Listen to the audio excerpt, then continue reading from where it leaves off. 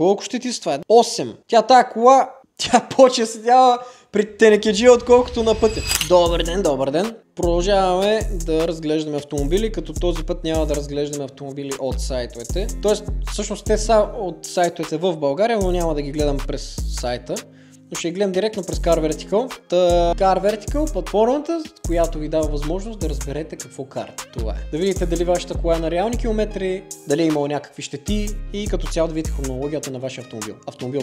На вашия автомобил, на автомобил, който искате да закупите, на автомобила на вашия приятел и така нататък. Така че може да се хванете на бас с вашия приятел, дали му е на реални километри кошницата и това е много лесно доказуемо, нали, да се провери. Така, както и да е. Въвели сте рамата и така нататък, използвали сте промокод DIV и сега тук имаме едно Cherokee ли е това? Да, викам да не е Volvo. Имаме едно Cherokee, което се продава в България в момента. Вижте малко сега. Тези снимки може да не са, най-вероятно не са от продавача. В смисъл такъв, че едва ли са продава с тия снимки. Но да, това е кола, която има на обява в българските сайтове. Няма да показваме обявата, но пък ще покажем какво се случва с километража.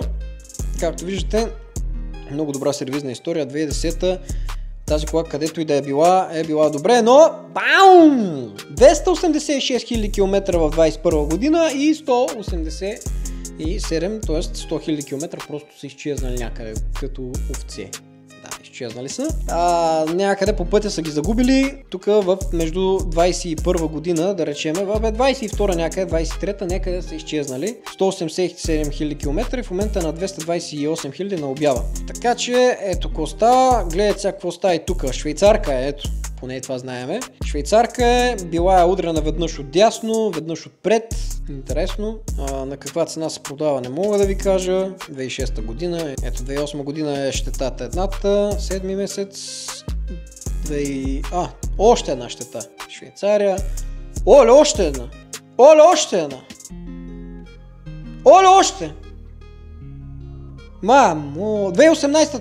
Значи от Швейцария отива в Германия и там я лепкат. После се я връщат в Швейцария и там я лепкат. И 23-та година вече в България се я пускат. Чакайте ли тук има ли? Да, повече няма. Колко ще ти с това? 1, 2, 3, 4, 5, 6, 7, 8. Тая кола, тя почва седяла при тенекеджия, отколкото на пътя. Но да, за това ви трябва Car Vertical и промокод DIV, за да проверявате вашите коли. Ползвайте ги и винаги знаете какво карате. Ще се видим в следващия епизод.